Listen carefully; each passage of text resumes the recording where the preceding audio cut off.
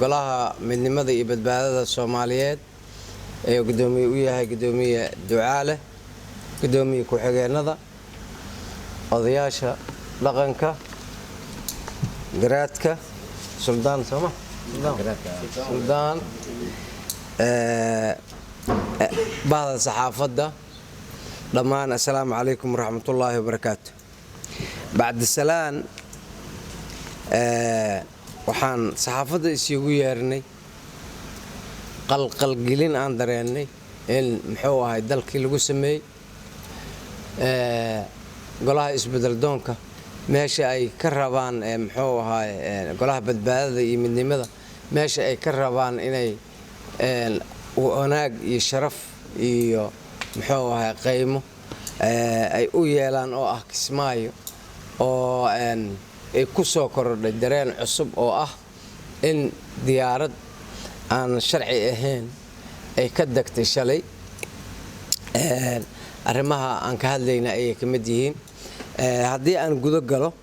sida aad la socotiin baad saxaafadda iyo dhammaan mas'uuliyiinta shalay waxa dalkeena si sharci darra qayb kamid ah magaalada Kismaayo ugu dagay diyaarad sida wafuud sida la sheegay anigu wafd waxaan u aqaanaa kii markuu ugu horeeyay protocol leh kii markuu ugu horeeyay ba leh muxuu ahaa amnigiisa uu sugan yahay dad doonaya suicide political suicide inay sameeyaan ayaa shalayto magaalada Kismaayo diyaarad oo red off ah oo diyaaradaha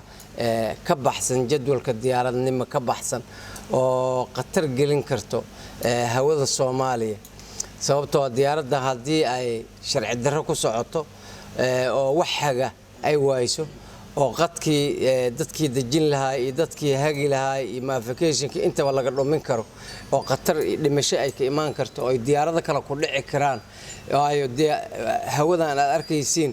saacadii waxa marta muxuu ahaa halkii saac gudahooda waxa mara ugu yaraan 12 ilaa iyo 20 diyaaradood ayaa marta muxuu ahaa hawadeen secondkii daqiiqadii saacadii marba tire intaas leeg ayaa marta marka hawo intaas oo diyaarada ay marayeen oo caalami ah si adigoo aan lagu hagaynin adigoo aan muxuu ahaa amar ka qabin saadaashii hawada aan ka qabin muxuu ahaa kaawo ka qabin muxuu ahaa amar ka haysanin adiga oo muxuu ahaa dawladii muxuu ahaa dalkaas ka jirtay ay ogolaashadeedii aan la og yahay inaan muxuu ahaa laga hadlay oo leeyri diyaarad aan soo Muqdisho soo caga dhigan ma tagi kartid qatarta ay diyaaradaas gashay iyo dadka ay waday qatarta ay galeen iyo hawada dalka qatarta ay gelisay waxaan la soo koobi karin waa runtii waxaan dhihi karaa qayr mas'uulnimo intaas ka weyn ma laha waayo diyaarad waa idin sheegay ku noqon maayo meeqa saacadii meeqa diyaaradood oo rakaab oo boqolaal dad sida ee hawadeena wad diyaarad aan raali laga ahayn hadii oo hawada laga xirto bas oo muxuu ahaa saadaashi laga dasado bas meeqa diyaarad u dhici karta Allah subhanahu wa ta'ala ayaa dadkeena shalay badbaadiyay waa duulimaad dalkeena lagu soo qaaday hawadiisa lagu soo qaaday ayaan u aragnaa arintaas waxaan rabnaa dawladda federaalka si degdeg ah baarlamaanka Soomaaliya iyo dhammaan hay'adaha iyo dhammaan bulshada taageersan dawladda iyo muxuu ahaa golaha badbaadada iyo midnimada Soomaaliyeed ee Jubbooyinka waa inay si degdeg ah war ku siisaa oo ayna waliba si faahfaahsan aan war ugu helnaa waayo muxuu ahaa qatar intaas ka weyn oo loo gogsan karo malaha إن شاء الله شعبك Jubbooyinka qaasata magaalada Kismaayo muddo ay safraayeen sabarkii uu ka dhamaaday runtii sida anaga baa snooga dhamaaday laakiin waxa aan leeyahay ilaahay rajadiisa laga muuqdo aad iyo aad bay ifafaalaha rajada u fiican yihiin culayska iyo gumaysiga idinku haayo ee la diin soo tarxiilay deegaankii la rabo in la diin ka barakaciyo إن شاء الله وايدين سو غارينا إن الجرستين أو أد سبرتين كل سبرتين سبر كأسبريسين أو هذا مد إلهي أكتيس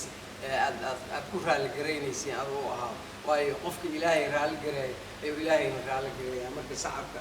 Jubbooyinka inay safraan oo ay waxyaabaha ay sameynayeen dadka qayr mas'uulnimada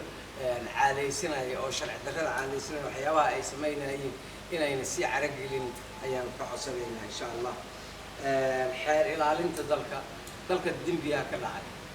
dalkan dembiga ka dhacay diyaarad khayru sharci ah aan saadaasha hawada la soconin muxuu ahaay hawadeena soo xadgudubtay hawadeena inta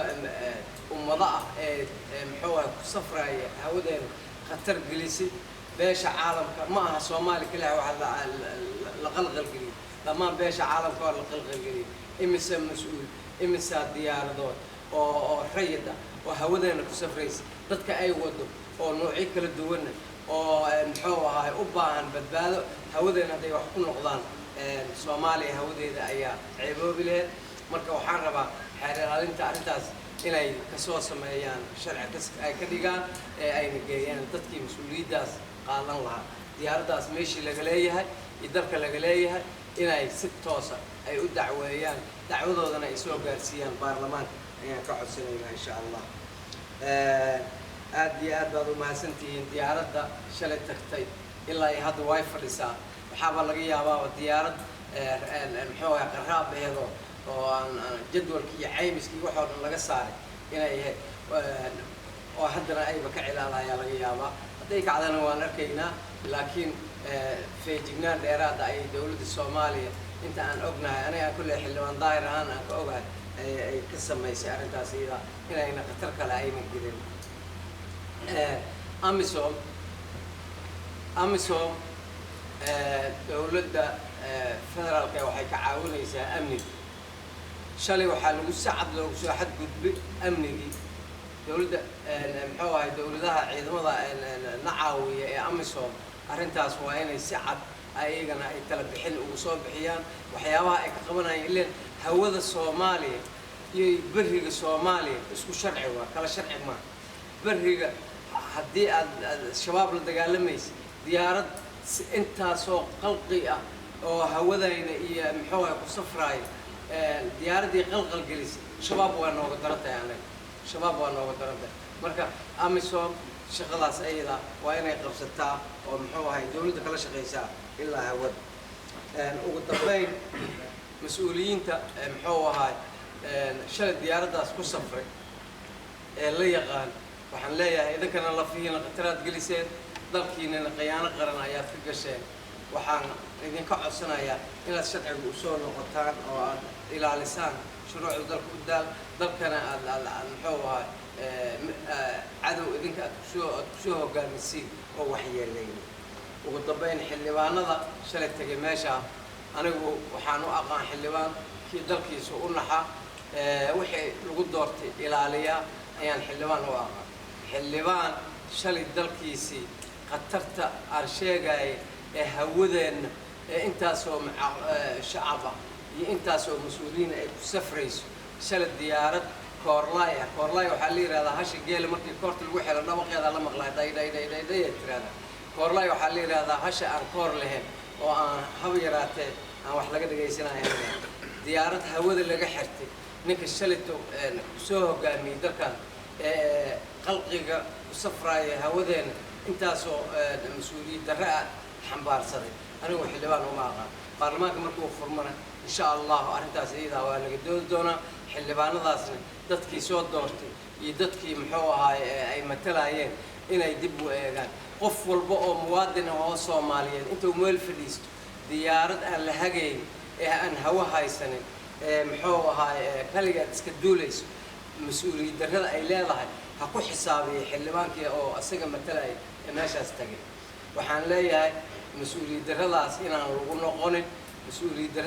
lagu noqonin in la ilaaliyo sharciga dalka u degan in dalkan aanan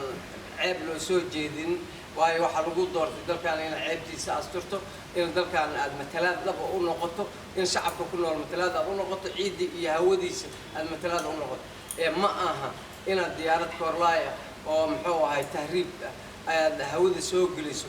intaasoo hawadeena oo ummadda oo ku safraysa aad khatar gelisaa sax ma aha marka xildhibaano xaal qaadii